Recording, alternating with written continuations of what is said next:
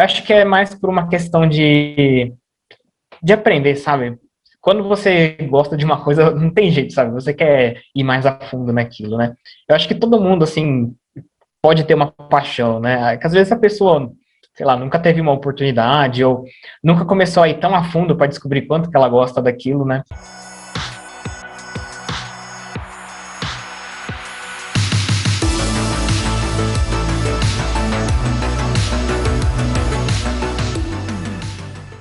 Oi, gente, tudo bem?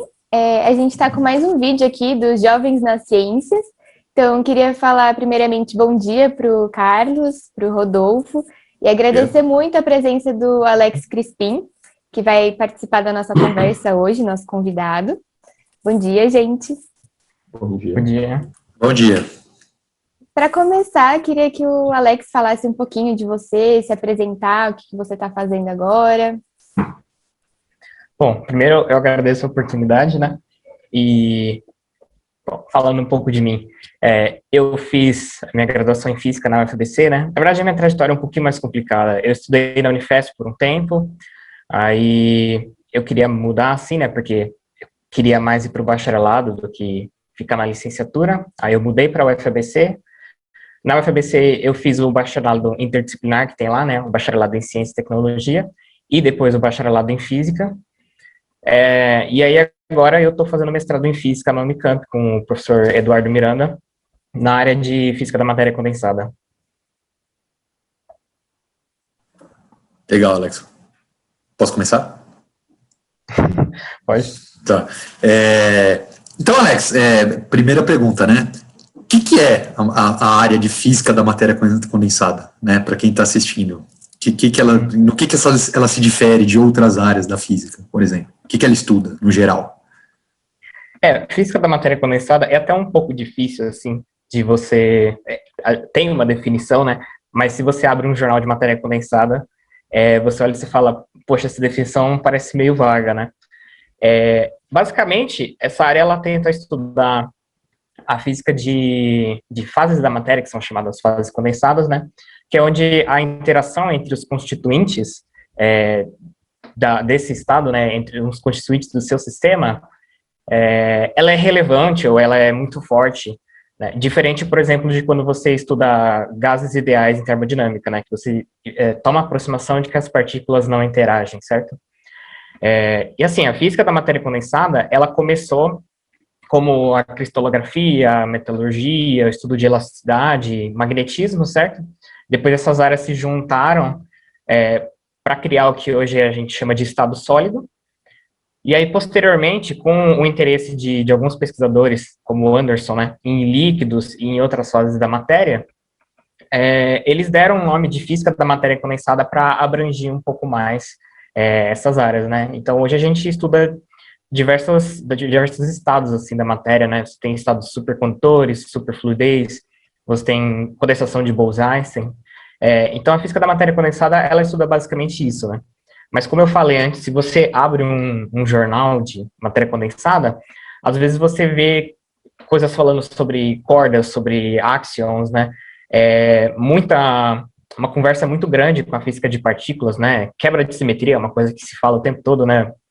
Que o Anderson começou lá na década de 50, né? E aí hoje tem o mecanismo de Higgs, enfim. Então, assim, é uma área que a gente define dessa forma, né? Mas ela é extremamente interdisciplinar. E isso é uma das coisas mais interessantes e alguns dizem que isso é um dos motivos pela área ter tanta gente assim, né? Ser uma das áreas mais ativas atualmente. Nossa, muita coisa, né? E qual que é a sua pesquisa especificamente? Assim, o que você está fazendo na Unicamp nessa área? Agora eu estou estudando propriedade de transporte, né? Em alguns materiais, em específico materiais que a gente chama de sistemas de férmions pesados, né? Esses sistemas eles são muito interessantes, mas o que a gente está olhando, né? Para tentar explicar uma quebra de simetria que aparece ou uma anisotropia que aparece em um sistema que deveria ter uma simetria de rotação de 90 graus, sabe? Então, se você pegar o seu sistema e rodar ele de 90 graus, deveria ter uma simetria ali, certo? Mas aí, quando você aplica um campo magnético, surge uma certa anisotropia, por exemplo, na condutividade, né? Que é uma coisa assim que a princípio não seria esperada. E aí tem umas explicações um pouquinho complicadas, né, de como que isso surge, né? Mas a gente acredita que tem um mecanismo mais simples por trás disso. E aí o que a gente está tentando mostrar é que esse mecanismo pode gerar essa quebra de simetria. E aí a gente está caminhando para tentar resolver esse problema, né? Ver se esse mecanismo é suficiente, né? Porque às vezes ele pode dar uma quebra de simetria, mas não pode ser grande o suficiente, ou pode ser um efeito muito pequeno em comparação ao que se observa em alguns materiais, certo? Então a gente está tentando fazer isso no momento. Alex, mas esse efeito já era um efeito conhecido, ou é alguma coisa nova, né? Assim, o que é exatamente esse efeito aí que você citou? Que me parece interessante, naturalmente. Sim. Ele já é conhecido, né? Mas ele é recente, relativamente recente, certo? Então não é uma coisa assim de 100 anos atrás. Ela é uma coisa recente. Eu perdi um pouco a pergunta, desculpa. Não, é porque eu perguntei assim se esse efeito ele é algo recente, se ele já era um efeito conhecido, porque aparentemente traz aí um conhecimento novo aí da área, né, de matéria condensada, né, um conhecimento interessante. E eu gostaria também de emendar mais uma coisa sobre uma aplicação, provavelmente, desse efeito, né, sabendo mais sobre ele, né. Tá bom? Senise, manda ver, pode falar. Não, é só, acho que para complementar a tua pergunta, se o efeito já é conhecido ou se é um efeito novo, né? Assim, se já é um efeito conhecido há algum tempo, mesmo que seja recente, se vocês, o que vocês fazem, na verdade, é abordar o efeito de uma maneira diferente, né, do que já é feito. Acho que nesse sentido, assim, né? Não é um efeito que vocês descobriram ou que foi descoberto, sei lá, ano passado. Não. É uma coisa que já existe, sim, só que existe um certo consenso em dizer como é que esse efeito surge, né? Efeitos de nematicidade, né? Mas fala, não, tem uma transição de fase aqui, só que a explicação utilizada, ela é complicada. Então, o que a gente está tentando, e assim, é aquela história, né? Não é uma coisa assim que, a princípio, seja fechada, né? Então, o que a gente está tentando é investigar se não tem uma forma mais simples que esse efeito possa aparecer, né? E aí, basicamente, a gente acredita que a interação entre... Bom, você tem os elétrons no seu sistema, certo? Você tem lá diversos átomos. Você tem átomos onde os elétrons de valência são elétrons F, que são aqueles materiais que tem naquela parte de baixo da tabela periódica, né? São chamados materiais de terras raras, né? Que começa aqui com lantânio e com... Bom, são os lantanídeos e os actinídeos, certo? Esses são os materiais que têm elétrons F. E aí, esses elétrons F vão interagir com outros elétrons de outros átomos que estão no seu material, que geralmente são elétrons P. E aí, essa interação entre os elétrons F e os elétrons P, ela gera uma certa anisotropia, mas é com relação ao spin, certo? E aí a gente acredita que essa anisotropia, por efeitos relativísticos, consegue ser levada para o setor de carga e explicar essa anisotropia nas propriedades de transporte, né? Por exemplo, na condutividade, né? Então, a condutividade nessa direção tem um valor e nessa direção, por exemplo, tem outro. Tá, então vocês abordam o problema com uma ideia de um jeito diferente, né? Sim, isso. Certo. Isso. Tá. E só para deixar claro, né, Alex, para quem está ouvindo, e até assim, para eu ver se eu entendi mesmo, os elétrons F são os elétrons que estão ali, são os elétrons de valência que estão na camada F, é isso? Isso. Tá. Isso. Por exemplo, lembrar lá de química, né, que você tinha S, P, D, F. Isso, exatamente, né? Tá. Quando a gente, na escola, quando a gente vai estudar, e não falam desse jeito, mas seria configuração eletrônica, né? Eles falam, como é que é a configuração eletrônica, sei lá, do carbono, né? Aí você vai fazendo aquele lá, 1s2, 2s2, tudo bem? E aí você tem uma camada que está incompleta. Oi, desculpa? diagramas de Pauling, né? Isso. Que quem descobriu foi o químico Linus Pauling, né? Uhum. Isso, exatamente. Quando você faz isso, o que você está fazendo? Você está preenchendo os elétrons de acordo com as camadas que tem, né? As camadas, o que seriam isso, né? São configurações que os elétrons podem estar, né? Esses que são os orbitais S, P, D, F, enfim. E aí o que acontece? Conforme você vai preenchendo, você pode chegar numa última camada que não esteja completa, né? Se você tem, por exemplo, a camada F, ela comporta 14 elétrons, certo? Então, se você tem lá 2 elétrons, ela está incompleta. E o que acontece quando você tem uma camada incompleta é que esses elétrons, como eles são os mais externos, eles vão estar interagindo com outros. E aí é aí que você pode ter ligação química, né? Por exemplo, você pode ter os elétrons mais externos de um átomo interagindo com outro átomo, de tal forma que os dois se ligam. Tudo bem? Então, os elétrons de valência são sempre os que interagem. E é por isso que a gente sempre fala deles, né? Então, os elétrons F seriam os que estão nessa camada F, né? Quando você vai preenchendo o diagrama de Linus Pauling. E os elétrons P, que vêm de um outro átomo, são os elétrons mais externos que estão na camada P. Seria basicamente isso. Nossa, tá me parecendo bem complexo o que você faz. Essa sua pesquisa, você faz fazendo experimentos em laboratório, ou você tem uma pesquisa bibliográfica, a maior parte dessa pesquisa é de buscar referencial bibliográfico, que sempre tem essa parte, né? Mas como é que é a sua pesquisa, assim, no dia a dia? A minha pesquisa, ela é puramente teórica, certo? A área, ela tem um viés experimental muito grande, né? Então, tem muitos experimentos, tem muita coisa interessante, né? Você tem análogos de buracos negros em sistemas de matéria condensada, é muito interessante essas coisas, né? Mas o meu trabalho, ele é puramente teórico. Então, a gente está investigando isso que eu falei, mas é de um ponto de vista teórico, não é experimental.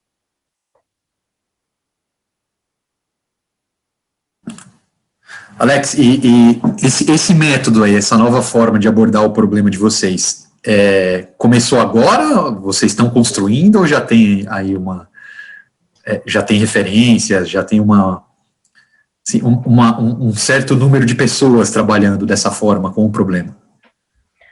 Tem, basicamente, o que a gente aplica, né, é uma interação que existe, que é a chamada interação spin-órbita, né? A gente acredita que essa interação vai conseguir dar o mecanismo que a gente precisa, né? Junto com algumas outras coisinhas ali no meio. E a interação spin-órbita, ela é muito utilizada já em muitas coisas, né?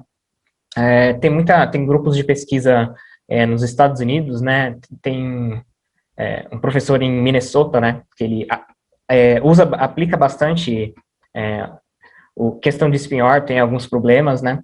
Isso também é usado, hoje em dia está sendo muito usado para desenvolver uma coisa chamada de orbitrônica, né? Que, não sei se vocês já ouviram falar de spintrônica, mas é basicamente o seguinte, você tem a eletrônica, certo? Que você está estudando os elétrons ali, mas quando você começa a estudar o spin, você tem uma área que seria análogo à eletrônica, só que olhando para o spin, que é a spintrônica, certo?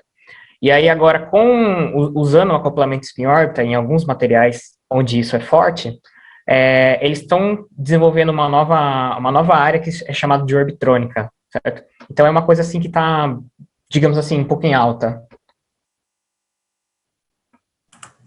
Então, assim, o teu trabalho teórico, no fundo, é pura mecânica quântica, né? Assim, para deixar claro para quem está ouvindo a gente.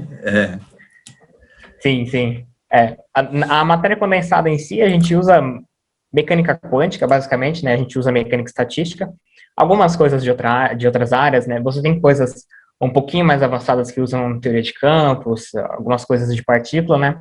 Mas a base é mecânica quântica e mecânica estatística.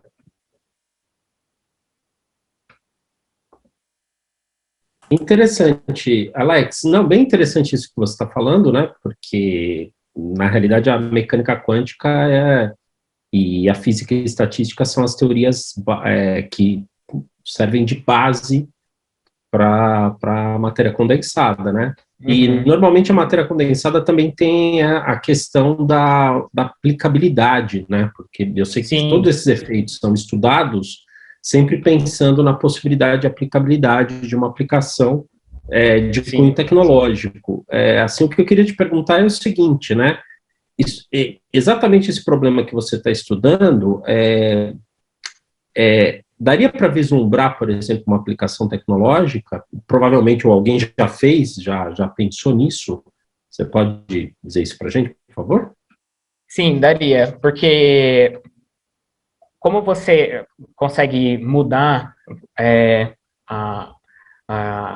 o transporte, né, ou a condutividade em diferentes direções, utilizando a aplicação de um campo magnético, né, você pode usar isso como se fosse um meio de você, digamos assim, aumentar uma resistência, tudo bem? Então, geralmente, quando você tem esse efeito, você tem um valor ali mínimo de campo magnético, onde a sua anisotropia, né, você pode pensar assim que o valor da condutividade em uma direção e em outra, né, a razão das duas, você pode dizer que isso seria a sua anisotropia, certo? Essa anisotropia, ela se comporta mais ou menos assim, ela tem um valor fixo, e aí quando você chega num certo valor de campo magnético, ela aumenta muito rapidamente e atinge uma saturação, digamos assim.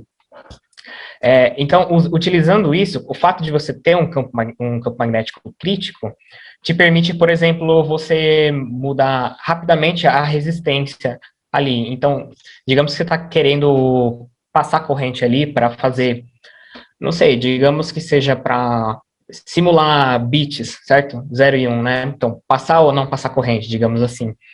Então, se você aplica esse campo magnético, e você tem uma resistência alta, se você deixa de aplicar ele e você tem uma resistência menor, você consegue, talvez, manipular um pouco mais a sua corrente para fazer a aplicação em componentes eletrônicos.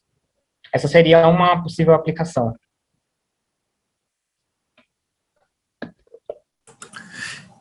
E essas aplicações são testadas já, Alex? Tipo assim, lá na Unicamp, né? Tem um pessoal experimental. Vocês têm um trabalho conjunto para tentar fazer alguma aplicação do trabalho que você faz com o teu orientador, experimentalmente, ou ainda não? Porque é claro que no futuro, né, se der certo, se as coisas vão evoluindo, vão acontecendo, mas já existe isso? A gente não tem nenhuma colaboração assim para tentar nenhuma aplicação, e para ser sincero, eu estou um pouquinho de fora dessa parte mais experimental, então eu ainda não sei dizer se já tem uma coisa, já estão utilizando isso para alguma coisa atualmente. Não, mas é assim mesmo, né, Alex? Você está no mestrado, né? No mestrado, assim, não dá para a gente ficar querer dominar a área. Aliás, tem aquela questão que eu te contei também. Aliás, isso não acontece nem na frente, né? Assim, dificilmente alguém domina alguma área, né? Mas no mestrado, né, é uma fase que você está aprendendo ali, né? Você está aprendendo as ferramentas da área, né? Para poder fazer uma pesquisa no futuro e tal. Então, sim. Assim mesmo. Teve aquela questão que eu te falei também, que eu acabei mudando de área, né? No meio do meu mestrado. Eu estava trabalhando com QCD, e aí eu mudei bem no meio, né? Então, eu ainda tô me habituando um pouco, assim, às coisas dessa nova área. Eu acho que talvez eu esteja sabendo mais de QCD do que matéria condensada no momento. Opa, então vamos mudar o assunto. Não, mas Alex, você mudou de área no meio do mestrado, mas o tempo não mudou. O teu limite para defender. O limite não. Cara. Quer dizer, assim, o limite da bolsa, o tempo da bolsa é o mesmo, né? Mas acabou aumentando por conta da pandemia, né? Mas isso foi uma coisa geral, não foi exclusivamente por causa da mudança, né? Mas, assim, continua a mesma coisa. E, a princípio, a gente planeja terminar no mesmo tempo, no mesmo prazo, sabe? Que eu terminaria normalmente. Nossa, foi ninja aí, Alex. Essas coisas acontecem. Porque mestrado é uma pressão, né? Mestrado, doutorado, né? uma pressão, né? A gente tem que escrever e tal, tem que estudar, tem que escrever, e mudar no meio. Pô. Sim. Não, é uma coisa complicada, pesquisa, né? Uhum. E Alex, deixa eu te perguntar, então, o que motivou você, o que te levou para a matéria condensada, já que você resolveu sair da QCD, e qual o problema que você estava abordando na QCD, e assim, você podia falar um pouco mais para a gente sobre isso, por favor? Sim, sim. Bom, porque eu mudei, basicamente, eu já trabalhava com alguma coisa de matéria condensada na iniciação científica, nas iniciações científicas que eu fiz na graduação, certo? Então, eu fiz uma iniciação científica onde eu usei um pouco mais de mecânica estatística, né? E aí foi quando eu comecei a aprender um pouquinho sobre essas coisas. E, basicamente, eu estudava sistemas magnéticos, né? E aí, na minha segunda iniciação científica, mais para o final da graduação, foi uma mistura de um pouco de matéria condensada e um pouco de informação quântica, né? Então, a gente usava coisas das duas áreas, né? A gente estava estudando correção quântica de erros, né? Mas utilizando um modelo que é como se ele autocorrigisse, né? Você tem uma coisa chamada correção de erros passiva, né? Que o sistema ele tem uma certa dinâmica que ele meio que tende a corrigir erros que acontecem, erros aleatórios que acontecem no seu sistema, né? Então, veio um pouco daí o meu conhecimento um pouquinho dessa área, né? Mas aí, quando eu estava indo para o mestrado, eu estava um pouco em dúvida se eu gostava mesmo dessas coisas, né? Eu tinha feito alguns cursos de teoria de campos no final da graduação, e aí aquilo lá me parecia muito interessante, né? E aí eu pensei em mudar para partículas, eu achei que seria melhor eu mudar, porque, digamos assim, eu conhecia um pouquinho de como eram as coisas na matéria condensada, né? Partículas eu não conhecia nada. Então, se eu fosse para partículas, acho que seria mais fácil eu me decidir se eu ia gostar daquilo ou não, né? Se eu queria voltar para matéria condensada ou não. E no final, eu acabei vendo que eu gostava mais de matéria condensada, das coisas que eu via mais. Então, esse foi um dos motivos pelo qual eu mudei de área. Primeiro, eu mudei para partículas, né? E aí eu vi que eu gostava mais de matéria condensada mesmo. E a outra coisa que você perguntou foi do que eu fazia, do que eu estudava em QCD, certo? Tá, bom. Eu estava estudando basicamente formação de glue balls, né? Ô, Alex, desculpa te interromper, Alex, mas já que falamos no assunto, se você puder explicar assim rapidinho, né, para quem está ouvindo, o que é QCD, né? A sigla aí, né? QCD, o que significa isso? Sim, o que estuda e tal. Mas rapidinho, né? Não precisa dar uma aula, uma palestra, nada disso. A QCD, a sigla, né, vem do inglês para cromodinâmica quântica, né? Então, cromodinâmica, o cromo vem de cor, né? Que é basicamente as cores que você tem nos quarks, né? Então, por exemplo, vamos pensar em elétrons. Os elétrons, eles têm uma coisa que é a carga elétrica, certo? É uma característica intrínseca deles. Quando a gente vai para outras partículas elementares, né, mais especificamente os quarks, eles têm um outro tipo de carga que a gente chama de carga de cor. Cor, basicamente, pela analogia que a gente tem com cores, né? Então, você tem 3 tipos de carga, você tem anticarga também, né? E mais interessante ainda é que a QCD ela apresenta um fenômeno que até o momento não é uma coisa assim provada, né? É até um dos problemas do milênio, né? Que é o confinamento de carga, né? Que os estados que você observa na natureza, eles são somente estados de cor branca, digamos assim, né? Então você vai misturar as suas cores para tentar gerar um estado de cor branca. Por exemplo, se você pega a cor azul, verde e vermelho, e você mistura, né, as luzes azul, verde e vermelho, isso te dá uma luz branca, certo?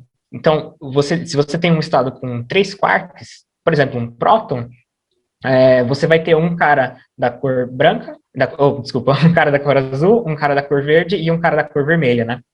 Você também pode ter os mesons, né, que são estados ligados de partícula e antipartícula, né? Então, você tem um cara com cor azul e um cara com anticor azul, né? Que seria o cara que se anulava para dar um branco, digamos assim. E a QCD, ela é basicamente a teoria que descreve as interações fortes, né? A gente sabe que a gente tem 4 interações fundamentais. A gente tem a força eletromagnética, a força gravitacional, a força fraca e a força forte, né? E a força forte, ela é basicamente a força que está agindo ali entre os quarks, né? A força residual da força forte é a força nuclear, né, que mantém prótons e nêutrons coesos no núcleo, né? Enfim.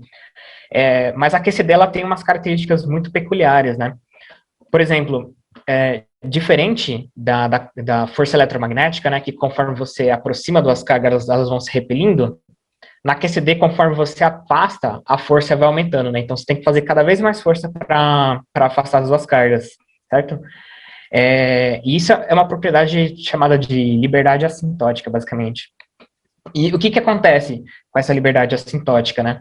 Ela tende a fazer as partículas ficarem próximas ali, então ali quando elas estão próximas, elas estão praticamente livres, né? Mas isso gera algumas consequências, né? Para sua teoria, por exemplo, que você não consegue estudar com métodos que você estuda a eletrodinâmica, né? Então, a eletrodinâmica, a gente aplica um método, usualmente, né, que é a chamada teoria de perturbação, que é basicamente uma aproximação, certo? Para QCD, isso já não funciona, porque o fato a consequência dessa força aumentar quando você separa as partículas faz com que você tenha uma escala de energia, quando você está em energias baixas, a interação seja forte. E aí essa aproximação da teoria de perturbação, ela não funciona. Então você tem que usar uns métodos um pouquinho mais complicados para você estudar a QCD nesse regime. E esse regime é um regime mais interessante da QCD, né? Porque é onde aparecem, por exemplo, geração de massa dinâmica, né? Que seria o que explicaria a massa do próton, por exemplo, né? Se você olhar os seus constituintes e você somar a massa deles, você vê que não dá a massa do próton, né? Porque você tem mais matéria ali que está na energia que faz o sistema ficar coeso, tudo bem? Então, você tem geração de massa dinâmica ali, que é um mecanismo um pouquinho diferente do mecanismo de geração de massa, por exemplo, por Higgs, e enfim, né? E você tem outras coisas ali, né? Uma das coisas que você tem, que era o que eu estudava, é a formação de estados ligados de gluons, né? Que são basicamente partículas formadas somente pelos gluons, que são os bósons da teoria da QCD, né? Então, do mesmo jeito que na eletrodinâmica você tem os fótons, que são os bósons que mediam a força eletromagnética, na QCD você tem os gluons, que são os bósons que estão mediando a força forte. E aí uma característica diferente, assim, da QCD em relação à eletrodinâmica, por exemplo, é que esses gluons, eles carregam carga de cor, diferente do fóton, que o fóton não tem carga elétrica, certo? Então, o fato dos gluons carregarem carga de cor faz com que eles interajam entre si. E aí, essa interação do gluon, que, por fim, é o motivo por trás da liberdade assintótica que eu falei, né? A força fica maior quando você tenta separar as partículas. Essa autointeração sugere que você possa ter estados ligados de gluons, né? E isso é uma coisa interessante, porque, a princípio, a gente tem um jargão que bósons são mediadores de força e férmions são constituintes de matéria, certo? Então, se você tem um estado ligado de gluons, né, você tem uma partícula formada por gluons, você está quebrando um pouco isso, né? Porque você tem uma matéria sendo constituída por bósons. Então, isso é uma coisa que é bem interessante também. E existem alguns candidatos para glue balls, né? Mas ainda é um pouco especulativo. Tem alguns experimentos que estão sendo feitos para rodar, né? Por exemplo, o Electron Ion Collider, que tem o objetivo de estudar glue balls, né? O GlueX, por exemplo, também, né? Então, todos esses experimentos que estão sendo construídos, eles têm o objetivo de identificar glue balls. Né? Basicamente é isso, né? Então, eu estudava essa formação de glue balls. Super legal, hein, Alex? Aliás, os dois problemas aí, o que você largou e o que você está agora, são super interessantes, eu acho. Né? Infelizmente, nós, os campistas, no que eu me incluo, não conseguimos te cooptar permanentemente, né, para a teoria de campos, mas tudo bem. Ia te fazer uma pergunta que me fugiu agora. Esses cálculos, esse estudo que você fazia de glue balls e tal, QCD, é um negócio muito computacional, né, acredito eu, assim, tem que ter muita programação, né? Sim, usa muita programação, sim. Como a gente não consegue usar a teoria de perturbação, que é geralmente o que a gente usa para fazer as coisas analiticamente, né, teve um professor meu, foi meu orientador de IC na UFABC, né, ele dizia assim que a única coisa que a gente sabe resolver é partícula livre, né? O resto a gente não sabe. Isso é verdade, porque é incrível, mas você pode ver, os problemas que a gente sabe resolver, eles são mapeados em partícula livre, sabe? Em mecânica clássica, em mecânica quântica, né? Mecânica clássica você vê muito isso, quando você estuda mecânica um pouquinho mais avançada, né? Você vê que, quando você vê aqueles teoremas de integrabilidade, né? Quando você consegue resolver, é quando você consegue transformar o problema em uma partícula livre, né? E em mecânica quântica é basicamente a mesma coisa. E aí, o que a gente faz? Para os problemas que a gente não sabe resolver, a gente usa aproximação, né? Uma delas é a teoria de perturbação. No caso da QCD, que isso não se aplica, a situação é um pouquinho mais complicada, né? Então, a gente usa muitos métodos analíticos para relacionar os ingredientes fundamentais da sua teoria, né? Que são as chamadas funções de Green.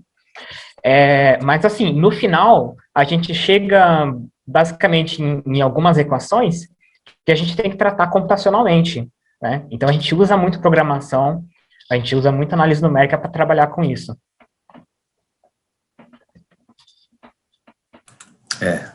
A física precisa muito de computador, né? Hoje em dia. Sim, sim. Aquele negócio de fazer conta com papel e caneta tá morrendo, né? Sim. Em praticamente todas as áreas, né? Desde que a matéria sim. condensada também tem muito disso, né? Sim. Muitas vezes você precisa fazer simulação de sistemas, porque você não consegue resolver na mão, ou às vezes, sabe, você tem pouca informação sobre aquilo, né? Muitas vezes você usa métodos analíticos para você chegar em alguma coisa que você consegue tratar computacionalmente, né? A minha primeira EC foi um pouco sobre isso também. A gente estudava o modelo de Ising, né, quântico, e aí a gente aplicou uma forma de mapear ele para um modelo de mecânica estatística, que a gente conseguia simular esse modelo de mecânica estatística usando Monte Carlo, né? Então a gente usa técnicas para conseguir, às vezes, chegar em uma coisa que é computacionalmente tratável. Não, e tem um detalhe, né? Digamos assim, os problemas que são passíveis de resolução analítica são cada vez menores, né? Então, por exemplo, vai aumentando a complexidade dos problemas, você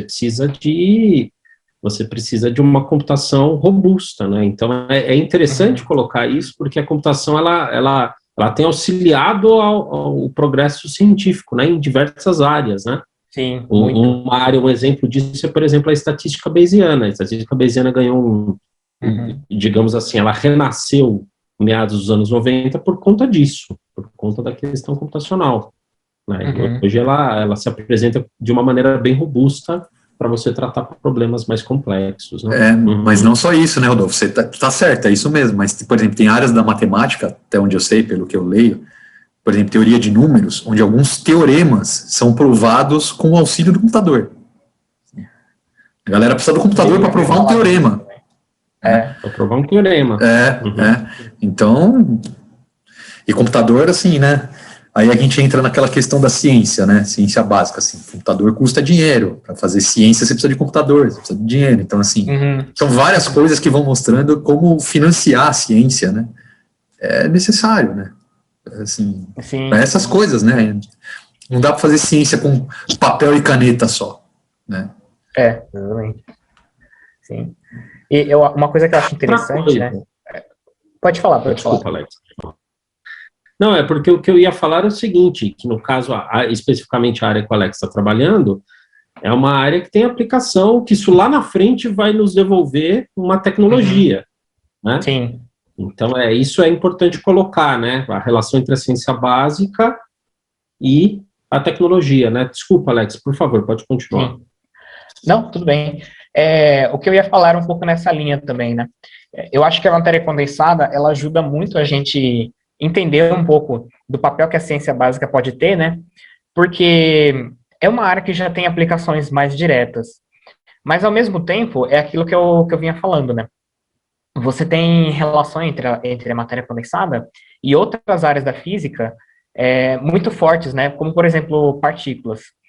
Então, é muito interessante porque você pensa, o que o meu trabalho em partículas, por exemplo, poderia colaborar para uma nova era da computação, digamos, né?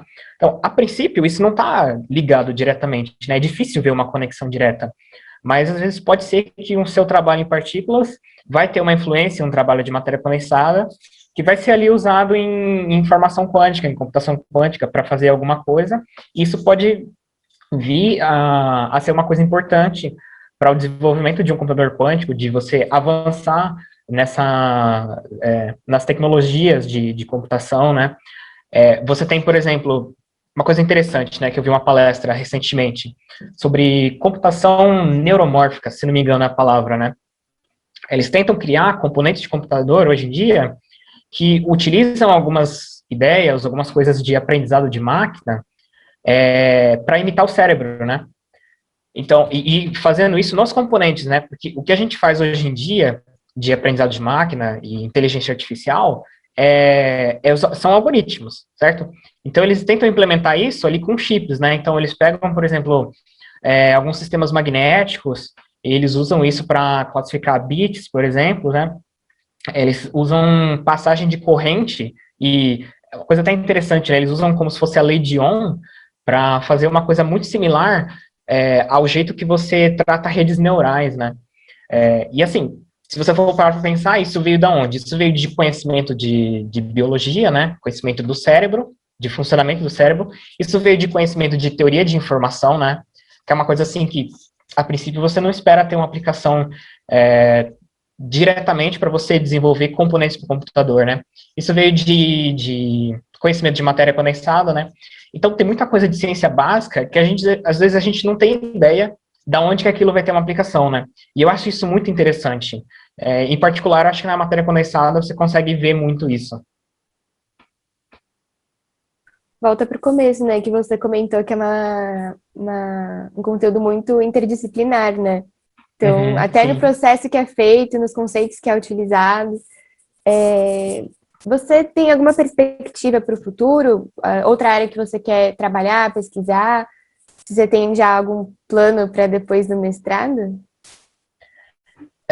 Eu tenho alguns planos de começar a entrar nessa interface que mistura matéria condensada e teoria de campos, né? Porque eu acho isso muito interessante, acho que isso é muito bonito e traz alguns resultados e algumas visões muito interessantes para alguns problemas, né? Então, eu ainda não sei se eu vou acabar trabalhando com isso, né? Mas isso é uma coisa que eu gostaria de ver também, né? Tem algumas outras coisas interessantes que eu ouvi, mas eu não entendo muito, né? Por exemplo, de sistemas fora de equilíbrio, que parecem ser coisas muito legais, né? Tem coisas de sistemas desordenados, né? Como vidros de spin, que é uma coisa que também tá na atualidade, né? Vidros de spin seriam basicamente, o nome vidro vem de uma coisa como o processo que o vidro é feito, né? De que você tem um resfriamento ali de tal forma que a forma como os átomos ficam alinhados ali, né, é um pouco bagunçado, digamos assim, né? E o vidro de spin é uma coisa similar, né? Você tem um resfriamento feito assim de tal forma que os spins eles vão estar meio bagunçados, né? Então, isso é uma coisa assim que está meio que na moda, assim, na atualidade. É uma coisa bem interessante, né? Sistemas desordenados de modo geral. Tem umas coisas bem não intuitivas que surgem daí. Então, eu penso em misturar um pouco essas áreas, assim. Eu acho muito legal essas coisas. Mas ainda tá meio nebuloso dentro da minha cabeça. É que é tanta coisa que a gente tem vontade de pesquisar que Sim. a gente fica perdido até, né? Sim, E é tão sim. complexo também que a gente às vezes tem que ficar escolhendo uma área ou outra e fica meio... Ai, meu Deus, o que eu escolho? Alex, muito mas assim, difícil. mas a tua perspectiva é fazer um doutorado, continuar na academia, né? Vamos dizer assim. Sim. Eu pretendo fazer o doutorado, sim. Mesmo com as Eu ainda não sei se eu dificuldades, vou né? conseguir. Ainda não sei se eu vou conseguir começar já, logo que eu conseguir logo que eu terminar o mestrado, né? Algumas questões pessoais que a gente tem que resolver, mas os meus planos são sim de continuar para o doutorado. E você quer fazer aqui no Brasil ou você tem planos de buscar uma pesquisa fora, no exterior, fazer um doutorado de sanduíche, alguma coisa assim? Eu tenho planos de ir para fora. Eu ainda não sei se isso vai dar certo, né? Não tá nada resolvido ainda, né? Eu preciso tentar resolver isso logo, mas eu tenho planos de ir para fora. Legal. Pesquisa sempre busca alguma referência lá fora, né? Acho que praticamente todos os convidados que a gente teve aqui no canal comentaram alguma coisa de ir pra fora, fazer Sim. alguma porque coisa. ultimamente, né, assim, atualmente no Brasil, talvez seja a única perspectiva, né, infelizmente. Infelizmente, sim. Eu, Rodolfo, por exemplo, a gente pegou um momento melhor, né, do país, onde a gente tinha perspectiva, né, de virar professor de universidade, né, coisa que a gente conseguiu, né. Mas para vocês que estão vindo agora, é um fato, isso não é opinião minha, é um fato, né, que não dá.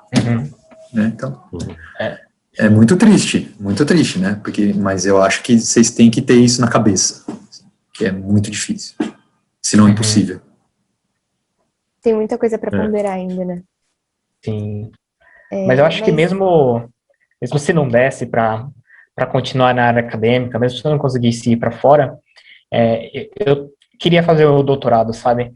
Eu acho que é mais por uma questão de aprender, sabe?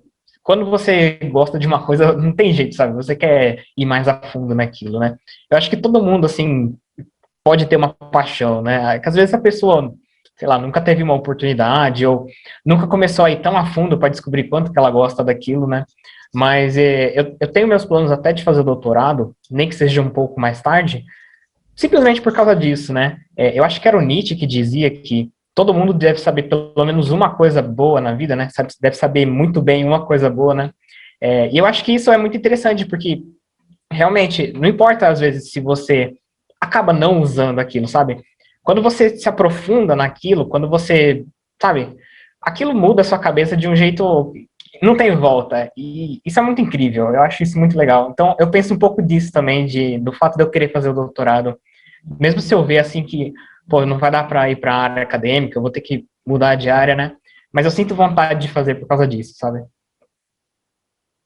É uma paixão sua, né? Uma área. É bem sua, comum, né? assim, A ciência desperta isso na gente mesmo, né? Sim. E para nós aqui, especificamente a física, né? Tem esse poder, né? Eu concordo, eu sou muito que nem você, assim, ó. A gente se apaixona e você quer estudar, você quer saber, você quer ver. Né? É interessante que quando você entra na graduação, você gosta, mas não é uma coisa tão forte assim, sabe? Você acha aquilo muito legal, você acha muito interessante, mas, cara, eu não sei, esse negócio cresce dentro de você de um jeito assim, que você fica besta, sabe? É incrível. É uma coisa que, sei lá, te dá um desejo insaciável de saber mais, de aprender mais, de estudar Sim. mais, né? Então, assim, você fica meio, uma coisa bem inexplicável, né? Interessante isso, né? Sim. E você não consegue se contentar em aprender uma coisa só, sabe? Até, eu acho que eu tenho um pouco disso também por causa dos lugares que eu passei, por ter muito essa questão da interdisciplinaridade, né? Na Unifesp e na UFABC, né? Então, eu vivi fazendo um monte de coisas diferentes, sabe? Eu trabalhei um pouco lá com mecânica estatística, com informação quântica, para partículas, né? No final da minha graduação, eu trabalhei com uns amigos meus em localização de fontes sonoras, né? Que era um problema, assim, né? Que a ideia era construir um sistema para rodar em um drone, que esse drone ia ser equipado com alguns microfones, e utilizando o som que era captado desses microfones, identificar a direção de onde o som estava vindo, né, para ajudar em resgate, essas coisas assim, né. E aí eu trabalhei nisso também com uns amigos meus, né, e algumas outras coisas também, e é engraçado, porque você fica com muita vontade de fazer outras coisas, né, alguém chega assim para você e fala, tô querendo fazer isso aqui, tô procurando pessoal, você não consegue negar, sabe? Você se sente muita vontade. É isso que a gente precisa, né? De pessoas apaixonadas no que fazem e na área que querem seguir. Sim. Infelizmente, nosso tempo tá ali no limite. A gente vai ter que ir finalizando.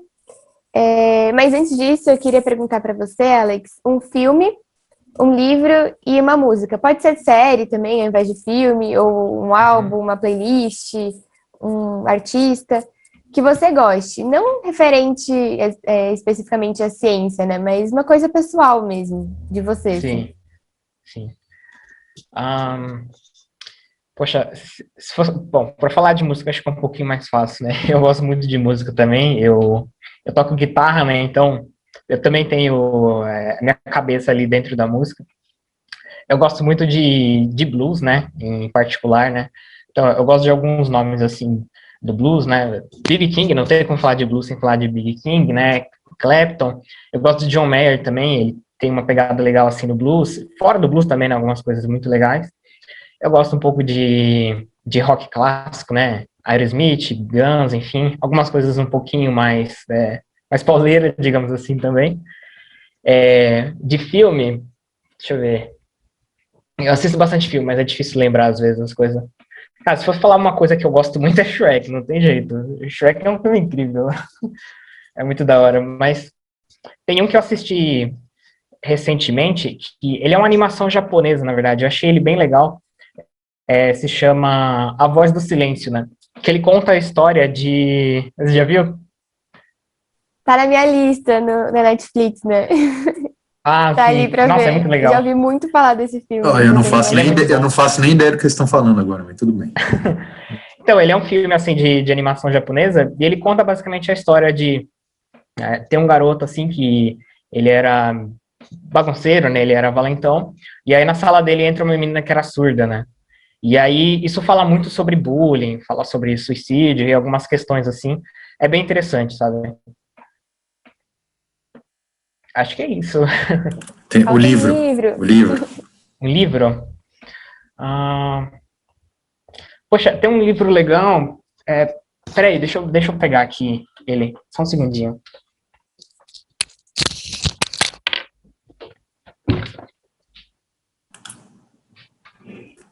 Legal convidado assim, né?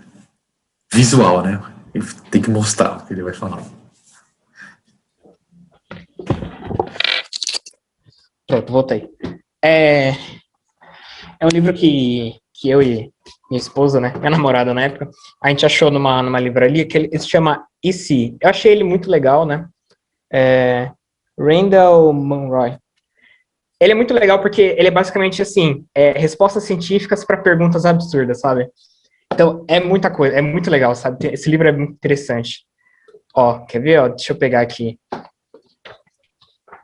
Por exemplo, primeiro capítulo, né? Ele fala assim, e se de repente a Terra e todos os objetos no solo parassem de girar, mas a atmosfera mantivesse sua velocidade, sabe? Então é muito interessante. Tem umas coisas muito legais. Eles falam assim, e se você colocar duas pessoas, um em cada ponto extremo, assim, da Terra, e deixasse eles, quanto tempo eles iam demorar para se encontrar, sabe? Então tem umas coisas muito interessantes. Eu acho esse livro muito legal por causa disso, né? Legal. É um pouco voltado para a ciência, né? Mas, sei lá, eu acho ele muito da hora. Legal. Vou procurar, fiquei curioso agora. Eu fiquei curiosa também. Vou ver depois. Muito obrigada pelas dicas de música, filme, livro. Alguém quer fazer mais algum comentário, falar mais alguma coisa antes da gente encerrar? Senise sempre. Não, quero agradecer o Alex pela conversa. Alex, o Alex, eu conheço desde a Unifesp, né? A gente começou um trabalhinho junto, né? Lá no comecinho, uma pseudo-iniciação científica, né? Antes de você ir para o UFABC e tal. E é bem legal ver você no mestrado, inclusive, pesquisando. A gente mudou no meio também, né? Mudou, né? Faz tempo já, né? Mudou, é verdade. Eu tenho esse negócio, né? Eu sou meio... o Alex é o moço da mudança. Mas é bem legal te ver lá num lugar de ponta, como é a Unicamp, fazendo pesquisa de ponta, assuntos super interessantes. Então, estou bem feliz. A gente mantém contato, né, Alex, até hoje. A gente fica um tempo sem se falar, mas a gente se fala, né, de vez em quando. Então, estou bem feliz pela tua caminhada e o que você está fazendo e por você estar aqui conversando com a gente hoje. Tá bom? Obrigado por estar aqui. Obrigado. E parabéns pelo trabalho. Obrigado. Alex, muito obrigado também. Muito legal a conversa. Eu acho que as suas colocações aí foram bem interessantes, aí, bem legais. Eu agradeço também, viu? Muito obrigado. Obrigada também, Alex, pelo tempo, pela disposição de contar para a gente um pouquinho da sua pesquisa. Então a gente vai ficando por aqui também. Muito obrigada por assistirem até aqui. Lembrem de curtir o vídeo, compartilhar, né, mandar para os amigos. Também se inscrever aqui no canal e seguir a gente nas outras redes sociais. A gente tem Insta e Facebook, tá aqui embaixo na descrição. E é isso, muito obrigada, gente. Carlos, Rodolfo, Alex. E venham com a gente nessa jornada. Valeu, pessoal. Tchau, tchau. Valeu, pessoal. Tchau, tchau.